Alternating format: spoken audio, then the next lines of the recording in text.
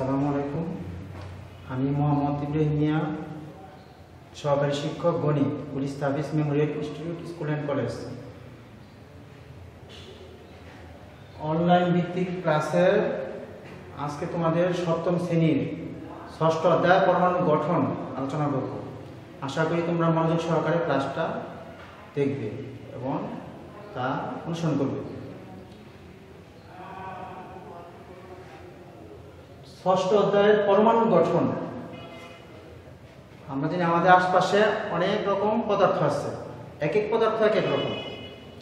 কিছু কিছু পদার্থ মৌলিক, কিছু যৌগিক, কিছু মিশ্র। এখন পদার্থগুলোকে কয় শ্রেণীতে ভাগ করা হয়? মূলত তিনটি শ্রেণীতে ভাগ করা হয়: মৌলিক, যৌগিক ও মিশ্র।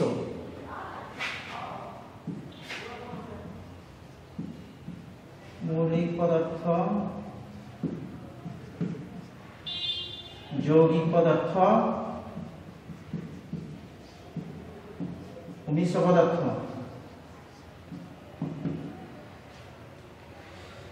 মৌলিক পদার্থ কি? যে সকল পদার্থ একটি মাত্র উপাদান দ্বারা গঠিত এবং ওই পদার্থকে ভাঙলে ওই পদার্থ ব্যতীত অন্য কোনো পদার্থ পাওয়া যায় না, সেগুলি মৌলিক পদার্থ। যেমন আমরা লিখি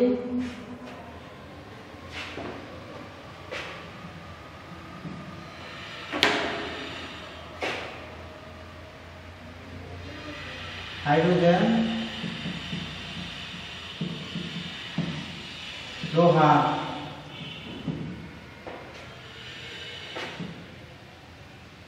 কপার ইত্যাদি।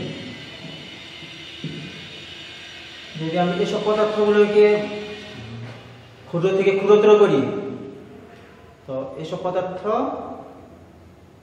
একই ধর্মের অনুসরণ করবে। যেমন লোহাকে যদি আমি ভাঙি, লোহা ব্যতীত অন্য কোনো পদার্থ অস্তিত্ব নেই। এই কারণে লোহা একটি মৌলিক পদার্থ। ক্ষুদ্র থেকে ক্ষুদ্রতম সূক্ষ্মতম কণাকার যদি আমি প্রকাশ করি বা এটা ভেঙে দিয়ে করি, তাহলে এটা লোহাই থাকবে। পরে রয়েছে যৌগিক পদার্থ।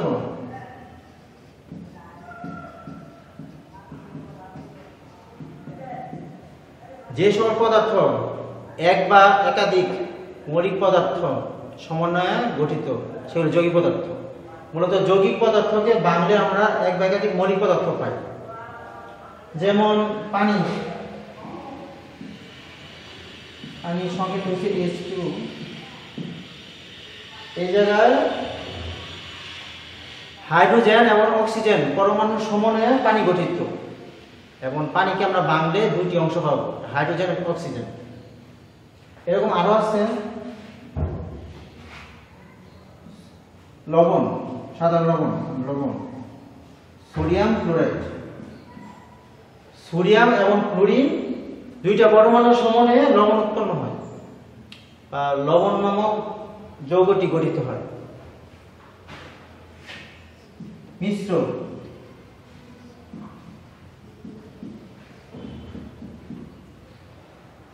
মিশ্র পদার্থ এখানে মৌলিক ও যৌগিক পদার্থের সমন্বয়ে নতুন একটা পদার্থ হয়, মিশ্র পদার্থ।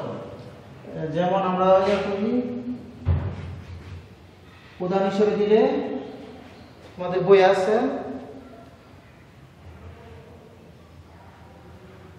বায়ু একটি মিশ্র পদার্থ। কারণ বায়ুর মধ্যে কি আছে? হাইড্রোজেন, নাইট্রোজেন এবং জলীয় বাষ্প সহ অন্যান্য মৌলিক ও যৌগিক পদার্থ আছে। এই কারণে বায়ুকে একটি মিশ্র পদার্থ বলা হয়। প্রশ্ন থাকতে পারে বায়ু মিশ্র পদার্থ কেন? তখন তোমরা বলবা বায়ুতে হাইড্রোজেন, নাইট্রোজেন এবং জলীয় বাষ্প সহ অন্যান্য মৌলিক পদার্থ ও যৌগিক পদার্থ বিদ্যমান এবং যা মূলত বিক্রিয়াহীন, বিক্রিয়া অংশগ্রহণ করে না। এবং এই পদার্থগুলো মিশ্র পদার্থের ধর্মগুলো অনুসরণ করে এবং এক বা একাধিক পদার্থের মিশ্রণ আছে, এই কারণে বায়ুকে মিশ্র পদার্থ বলা হয়। পরবর্তী দেখো তোমরা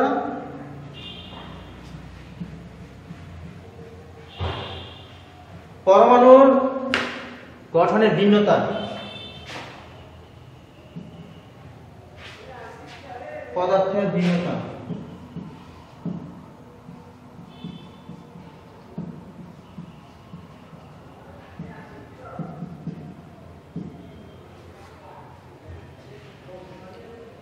পদার্থের এক এক রকম বৈশিষ্ট্যের ও ধর্মের কারণে এবং তাদের রাসায়নিক বিক্রিয়ার কারণে এক এক পদার্থ এক এক রকম হয়।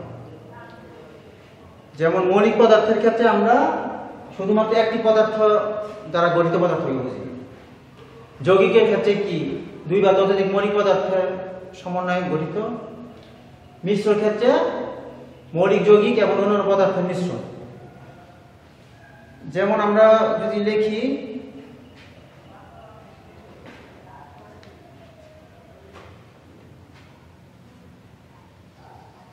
লোহা মানে আয়রন, লোহার রাসায়নিক সংকেত আয়রন। তো লোহাকে যদি আমি ভাঙি, ক্ষুদ্র থেকে ক্ষুদ্রতর কণায় প্রকাশ করি, তাহলে লোহারই ক্ষুদ্র ক্ষুদ্র অংশ পাওয়া যাবে, অন্য কোনো ভিন্ন কোনো পদার্থ পাওয়া যায় না। তো পদার্থের গঠন ভিন্নতা হওয়ার পিছনে মূলত ভিন্ন ভিন্ন পদার্থের ভিন্ন ভিন্ন ধর্ম জড়িত।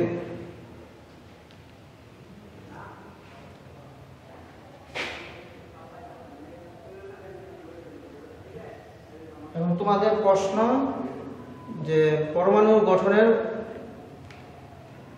ক্ষেত্রে ধরো তোমাদের বই আছে বিভিন্ন ধরনের যেমন একটা শব্দ আছে মরিচা। মরিচা কি? প্রশ্ন, মরিচা কি এবং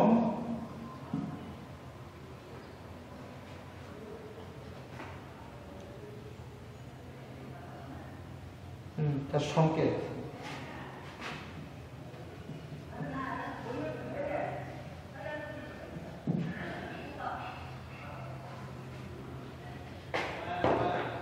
মরিচা হচ্ছে লোহার একটি আয়রন অক্সাইড। এখন মরিচা কি হয়, আমরা একটা লোহাকে বা লোহার ধাতব বস্তুকে যদি আমরা দীর্ঘদিন যাবৎ বাইরে ফেলে রাখি, তাহলে কি ওটার মধ্যে কি বাদামি বর্ণের একটা আস্তরণ করে লোহার মধ্যে, যেটা মরিচা নামে পরিচিত। আর মরিচার সংকেত কি?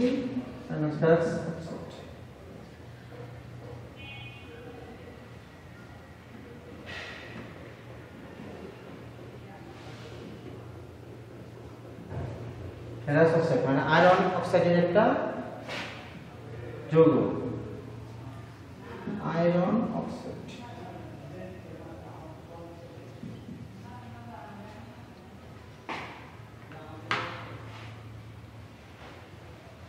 তো মরিচার সংকেত মরিচার দেখলাম আমরা।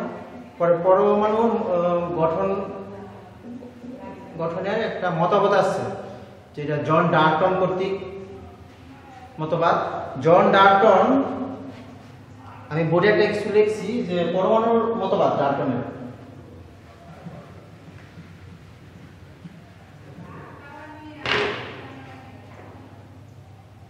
জন ডাল্টন কত সাল? 1803 সালে।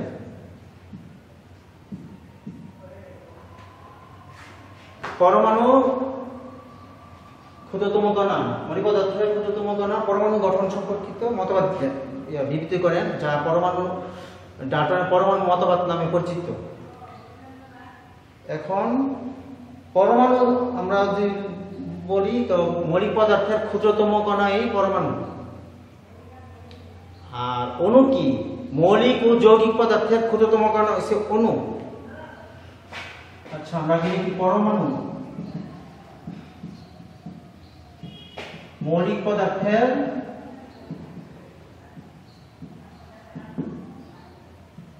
ক্ষুদ্রতম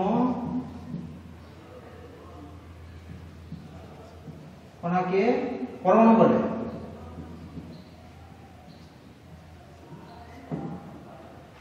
অণু মৌলিক ও যৌগিক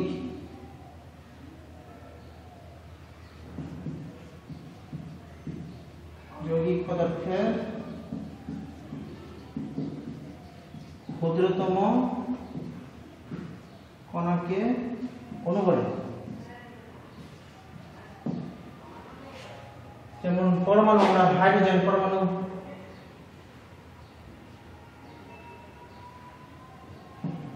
ক্লোরিন পরমাণু, এরকম। আর অণু কি?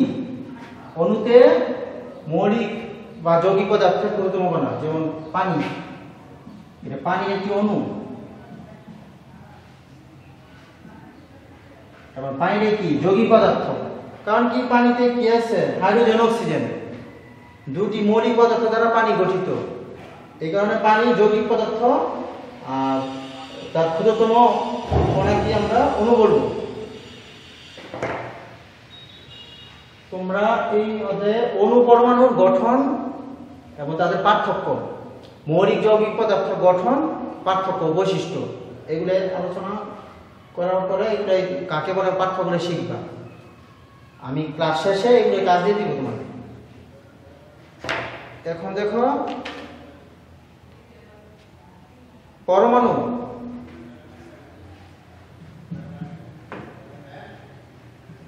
পরমাণু ইংরেজি শব্দ কি? অ্যাটম। অ্যাটম। পরমাণুর ইংরেজি শব্দ অ্যাটম। অ্যাটম শব্দ গ্রিক শব্দ অ্যাটমস থেকে উৎপন্ন। গ্রিক শব্দ অ্যাটমস।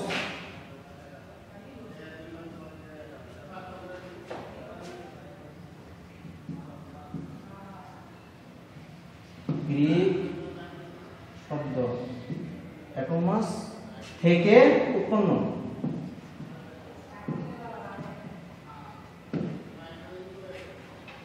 যার অর্থ অবিভাজ্য। অবিভাজ্য। এখন সর্বপ্রথম জন ডাল্টন পরমাণু গঠন সংক্রান্ত সঠিক মতবাদ যেটা দেন ওটাই পরমাণু মতবাদ ডাল্টনের। ডাল্টনের পরমাণু মতবাদটা 1803 সালে ইংরেজ বিজ্ঞানী জন ডাল্টন, ইংরেজ বিজ্ঞানী জন ডাল্টন কর্তৃক উদ্ভাবিত হয়। এখন আমরা ডাল্টনের পরমাণু মতবাদগুলো দেখে নিব এবং তোমাদের বইয়ে এগুলো আছে, তোমরা বই থেকেও ফলো করতে পারো। তারপর আমি লিখে রাখছি, দেখতে পারো। তো ডাল্টনের পরমাণু মতবাদটা 1803 সালে মতবাদ দেন ডাল্টন। তো মৌলিক পদার্থ সমূহ পরমাণু নামক ক্ষুদ্র কণা দিয়ে গঠিত। ক্ষুদ্র ক্ষুদ্র কণা দিয়ে গঠিত মৌলিক পদার্থের সকল পরমাণু একই ধর্মের হয়। একটি মৌলের সকল পরমাণু ও তাদের ধর্মরাশিক ধর্ম একই। একটি মৌলের পরমাণু সমূহ অপর মৌলের পরমাণু হতে ভিন্ন ভিন্ন রকম, অর্থাৎ ভিন্ন মৌলের আকার, ভর এবং ধর্ম ভিন্ন ভিন্ন। একই রকম যৌগিক পদার্থ সমূহ একের অধিক মৌলিক পদার্থ দিয়ে গঠিত। একের অধিক, যেমন আমরা পানির ক্ষেত্রে বলছি, পানিতে কি আছে? এটা যৌগিক পদার্থ। এনে একের অধিক অর্থাৎ দুইটি মৌলিক পদার্থ আছে, একটি হাইড্রোজেন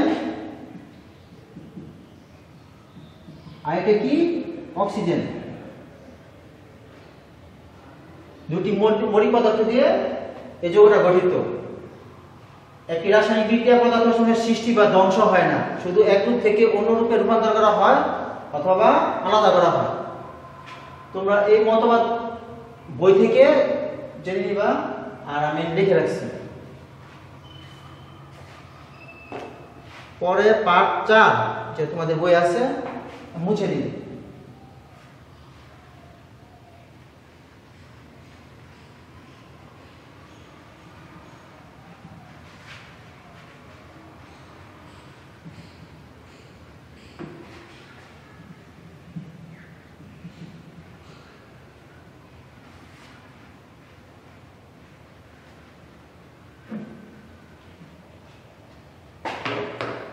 অণু ও পরমাণুর পার্থক্য।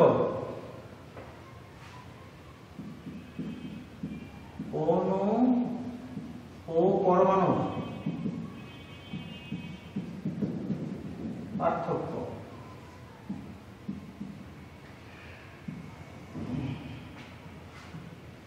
অণু, পরমাণু।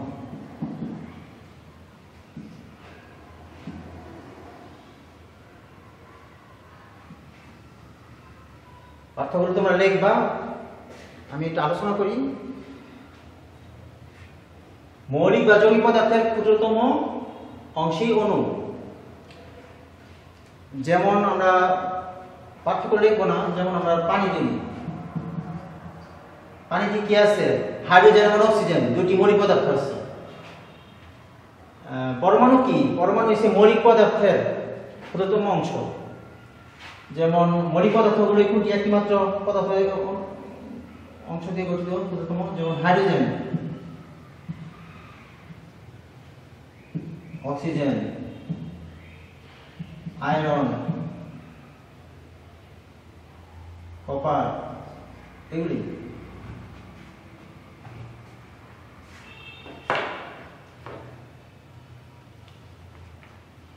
এখন দেখো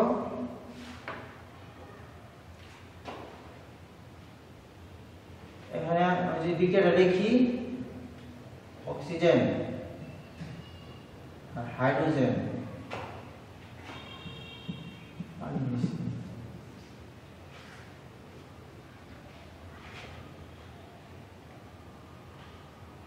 দুটি হাইড্রোজেন আর একটি অক্সিজেন মিলে পানি হয়।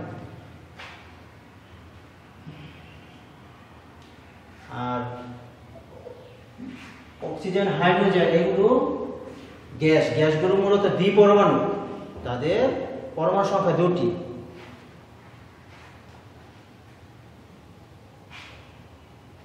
পাঠ্যবইগুলো তোমরা বই থেকে নিয়ে নিবা।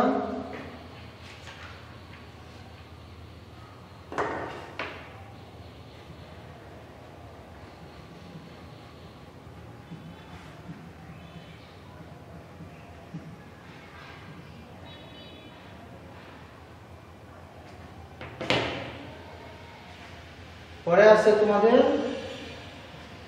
প্রতীক সংকেত, প্রতীক ও সংকেত।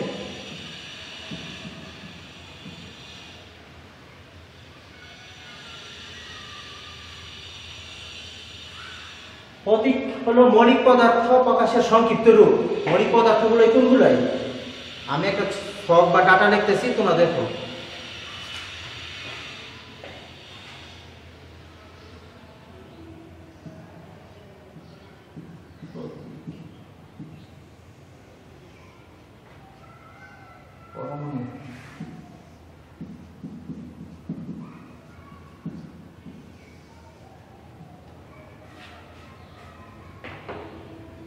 পরমাণুকে প্রকাশের জন্য আমরা সংক্ষিপ্ত রূপে প্রকাশ করি, এবং এটা যে মাধ্যমে প্রকাশ করি সেটা প্রতীক। যেমন আমরা লিখি hydrogen, hydrogen,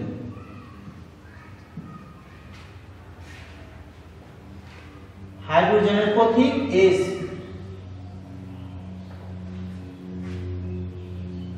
oxygen O।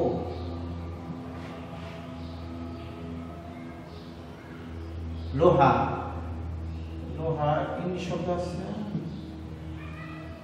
ফেরাম, ফেরাম, Fe। তো বোঝা যাচ্ছে কি ইংরেজি নামের প্রথম অক্ষর দ্বারা প্রতীক নির্দেশ করা হয়। প্রথম অক্ষর হতে পারে অথবা প্রথম দুটি অক্ষর হতে পারে। প্রথম অক্ষরটা বড় আর দ্বিতীয় অক্ষরটা স্মল লেটার লিখতে হয়। যেমন আরো আছে, যেমন সোডিয়াম, সোডিয়াম যদি লিখি সোডিয়াম, সোডিয়াম কি গ্রিক শব্দ নেট্রাম থেকে উৎপন্ন, এবং তার চিহ্নটা কি বা প্রতীক কি? Na।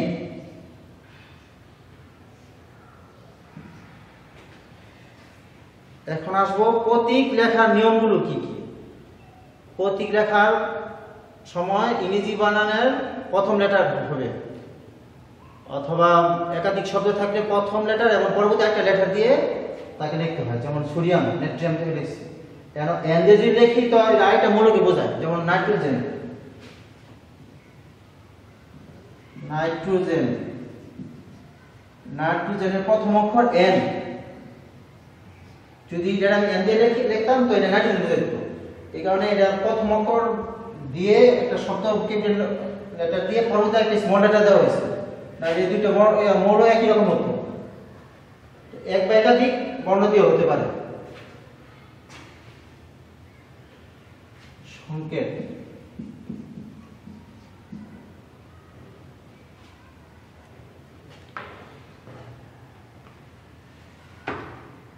যেমন আমরা লিখি পানির সংকেত, ও এটা কি পানির অণুর সংকেত? পানির একটি অণু, পানির অণুর সংকেত কি? H2।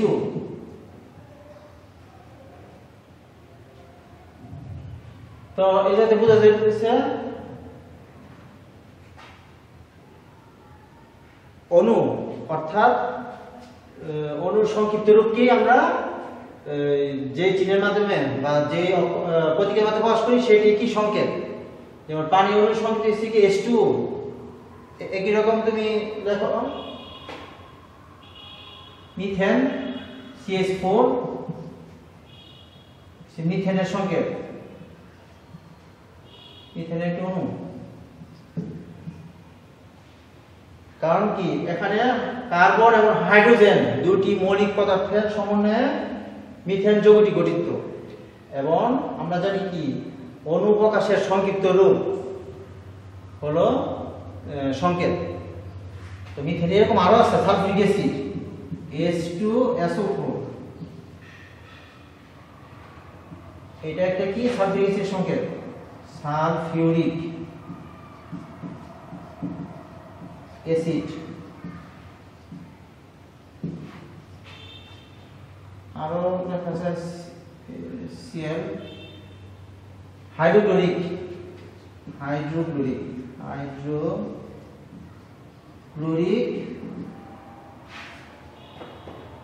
Chloric acid. চুনের সংকেত ক্যালসিয়াম অক্সাইড, একটি চুন।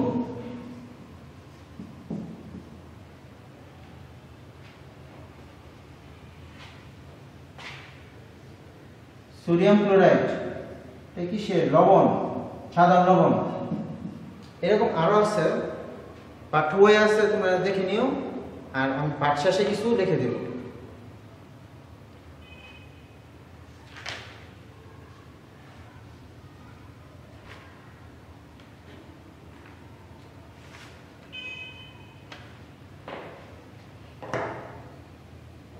দেখো এখন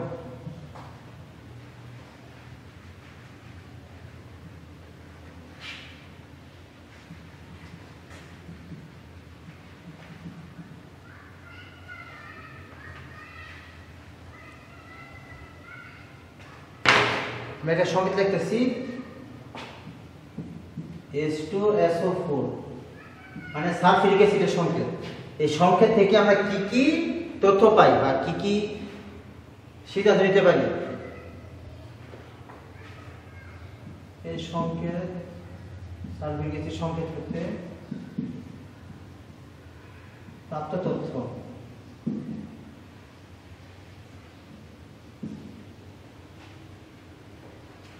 এটা একটা সালফিউরিক অ্যাসিডের অণু।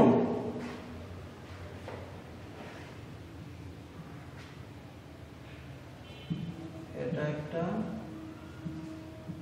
সালফিউরিক অ্যাসিড অণু, সালফিউরিক অ্যাসিডের অণু। অণুর সংকেত নিয়ে আসতে মানে অণু। এখানে কি কি মৌলিক পদার্থ আছে? এখানে তিনটা মৌলিক পদার্থ আছে, হাইড্রোজেন, সালফার, অক্সিজেন। এটা তো বোঝা যায়, এটা বোঝা যায়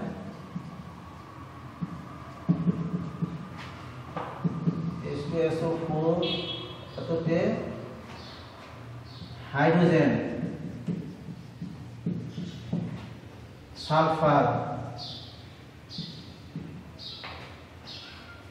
এবং অক্সিজেনের পরমাণু আছে, অক্সিজেন পরমাণু বিদ্যমান। এই সংকেতটা আমরা বলতে পারতেছি কি হাইড্রোজেন আছে, সালফার আছে, অক্সিজেন আছে। আরো বোঝা যায় কয়টা করে আছে সংখ্যা, মানে কত পরমাণু সংখ্যা কতগুলি? এখানে হাইড্রোজেন আছে, হাইড্রোজেন আছে, হাইড্রোজেন পরমাণু আছে দুটি। হাইড্রোজেন পরমাণু কয়টি? দুটি। সালফার আছে একটি, সালফারের পরমাণু একটি, সালফারের পরমাণু একটি, এবং অক্সিজেন আছে চারটি, এবং অক্সিজেন পরমাণু সংখ্যা কয়টি? চারটি। অক্সিজেন পরমাণু চারটি।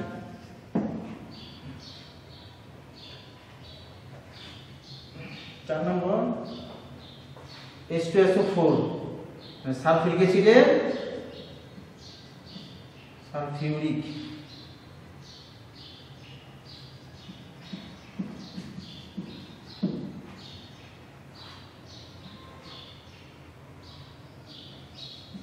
এই সংকেত হতে আমরা কি পেতেছি? সালফিউরিক অ্যাসিডের আণবিক বল নির্ণয় করা যায়, আণবিক বল নির্ণয় করা যাবে।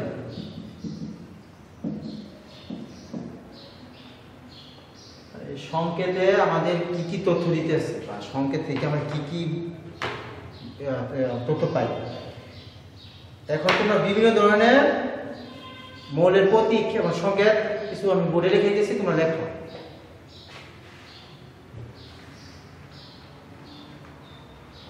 কয়েকটা লিখছি, আর কিছু আছে ওগুলো দিতেছি, আর বাকিগুলো তোমার বই থেকে নিয়ে নিও।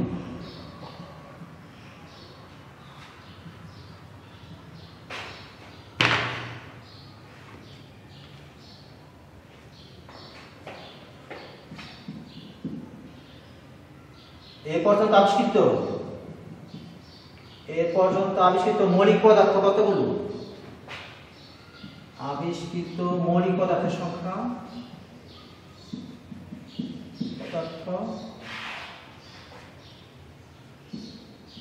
118টি। এর মাঝে প্রকৃতিতে আছে, এর মধ্যে প্রকৃতিতে বিদ্যমান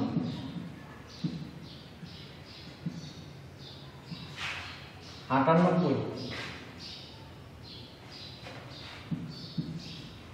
আর কৃত্রিম উপায়ে মানে গবেষণা করে বা পরীক্ষা করে আবিষ্কৃত কৃত্রিম পরীক্ষাগারে আবিষ্কৃত মনে কথা বলছি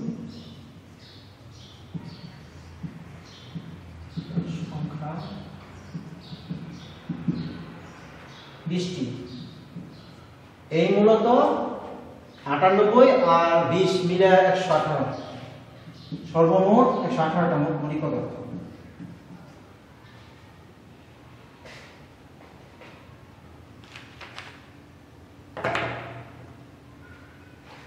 এখন তোমরা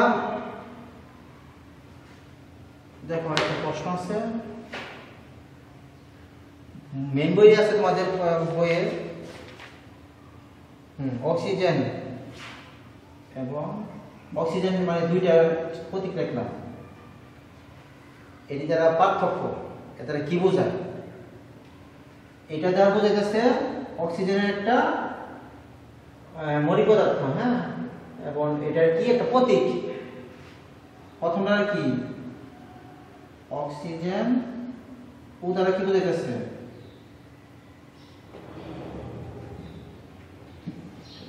অক্সিজেন মৌলের প্রতীক বোঝাইতেছে, প্রতীক বোঝায় প্রতীক। আর একটা অক্সিজেন অণু বোঝাইতেছে, অক্সিজেন অণু বোঝায়। অক্সিজেন অণু তো অক্সিজেনের একটা সংকেত।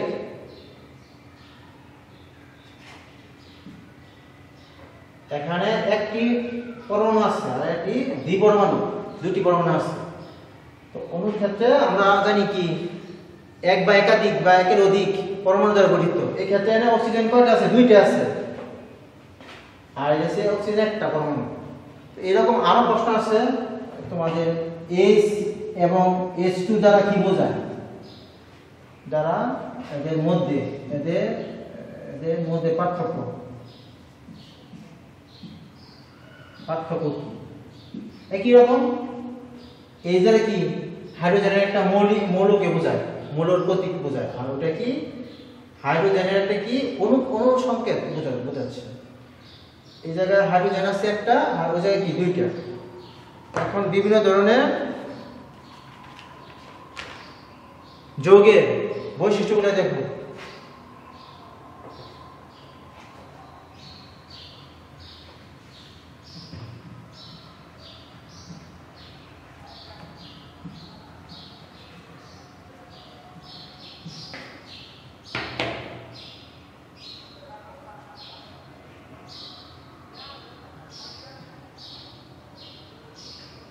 যৌগের বৈশিষ্ট্য, যৌগের নামের বৈশিষ্ট্য, যৌগের নামের বৈশিষ্ট্য।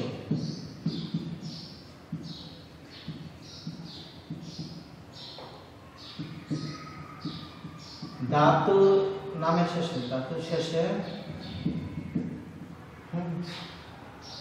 ধাতুর শেষে অধাতু যুক্ত হয়ে একটি অধাতব যুক্ত হলে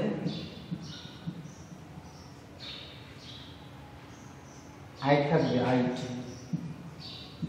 আইট হয়। যেমন কি সোডিয়াম ক্লোরাইড, সোডিয়াম একটা ধাতব বস্তু, ধাতু এর সাথে অধাতব কি ক্লোরিন যুক্ত হয়েছে, তো সোডিয়াম ক্লোরাইড,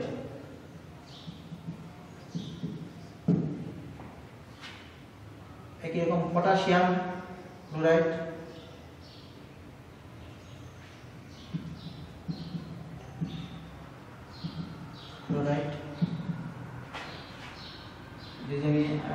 দেখি পটাশিয়াম আয়োডাইড, পটাশিয়াম আয়োডাইড। একই রকম ধাতুর সাথে অক্সাইড যুক্ত হতে পারে, অক্সিজেন যুক্ত হলে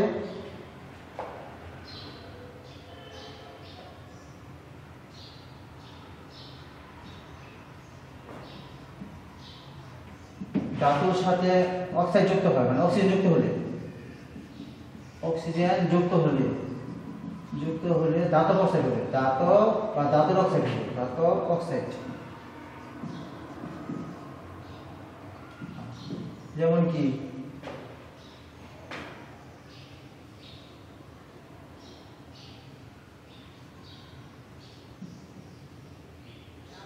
carbon dioxide, calcium oxide, calcium oxide যুক্ত হয়েছে, ক্যালসিয়াম অক্সাইড, সোডিয়াম অক্সাইড যুক্ত হয়েছে, অক্সিজেন সাথে যুক্ত হয়েছে, সোডিয়াম অক্সাইড,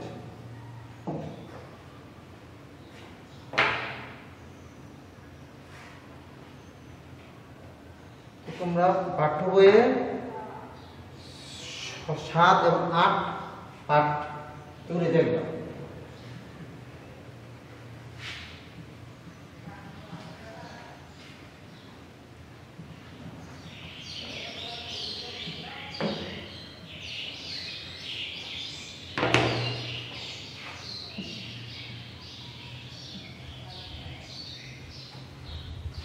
তোমাদের আজকের ক্লাসের পরে বাসায় কি করবা তার আমি দেখতেছি।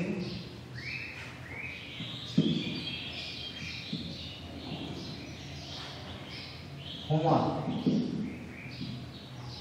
মৌলিক ও যৌগিক পদার্থ,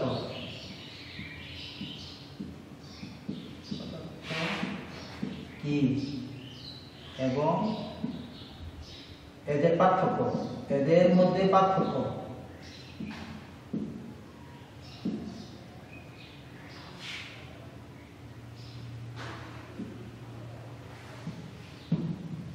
অণু ও পরমাণু কি এদের পার্থক্য।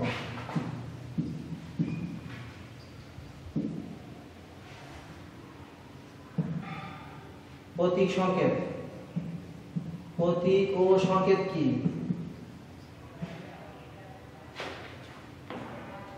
প্রতীক ও সংকেত কি বা বলতে কি বোঝো?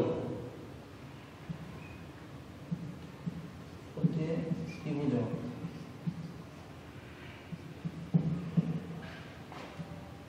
এদের মধ্যে পার্থক্য।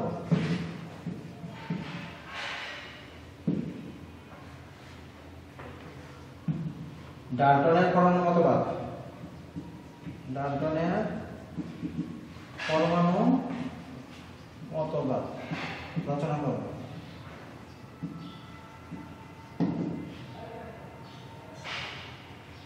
এগুলো তোমরা বাসায় করবে, আর পরবর্তীতে ক্লাসে আমরা বাকি অংশ, এই অধ্যায়ের বাকি অংশগুলো আলোচনা করব। ধন্যবাদ।